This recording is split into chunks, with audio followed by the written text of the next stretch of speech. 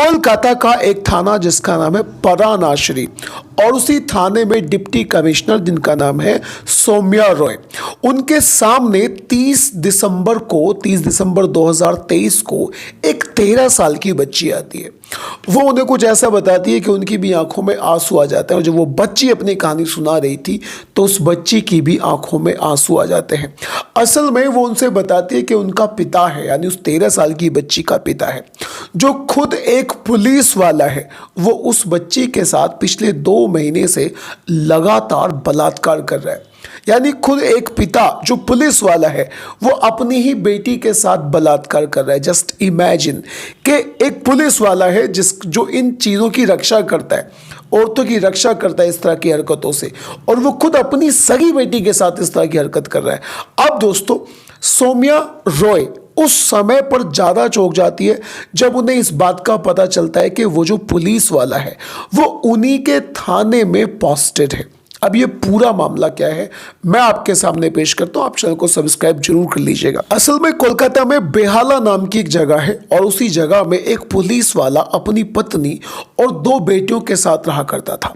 उसकी बड़ी बेटी की उम्र है 13 साल और उसकी छोटी बेटी की उम्र है 7 साल। अब ये चारों लोग एक घर में बड़े आराम से रह रहे थे, कोई भी दिक्कत इनके सामने नहीं थी। लेकिन फिर कुछ ही दिनों के बाद में पति पत्नी में झगड़ा हो जाता है और झगड़े के बाद उसकी पत्नी घर छोड़कर कहीं बाहर चली जाती है।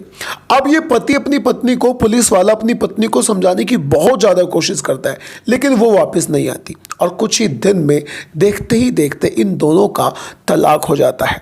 अब तलाक के बाद में इस पुलिस वाले की पत्नी अपनी दोनों बेटियों की कस्टडी इस पुलिस वाले को ही दे देती है, यानी लड़कियों के पिता को दे देती है और तलाक लेकर इसके पास से कहीं दूर चली जाती है।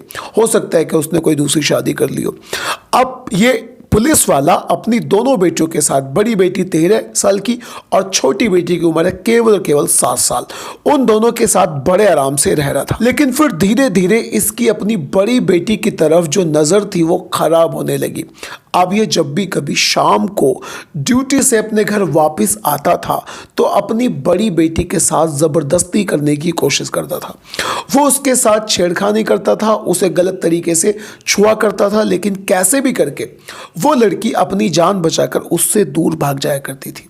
लेकिन एक दिन मौका पाकर ये उस लड़की के साथ अपनी 13 साल की नाबालिग बड़ी बेटी के साथ बलात्कार कर देता है और उसके बाद में ये बलात्कार का सिलसिला शुरू हो जाता है।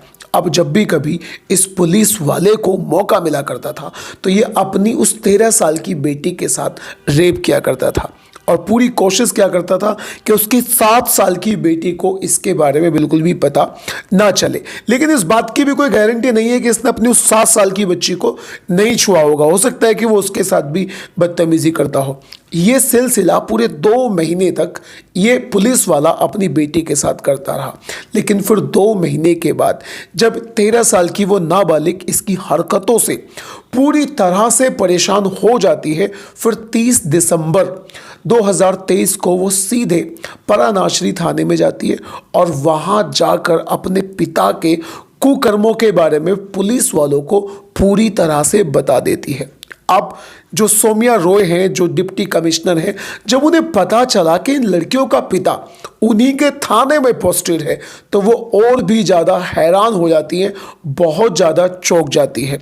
अब इन लोगों ने, पुलिस वालों ने उस व्यक्ति को गिरफ्तार कर लिया। अब उसके खिलाफ धारा 376 के खिलाफ एक केस दर्ज किया गया है और दूसरा जो केस दर्ज हुआ है वो पोक्सो के तहत भी उसके खिलाफ केस दर्ज किया गया है।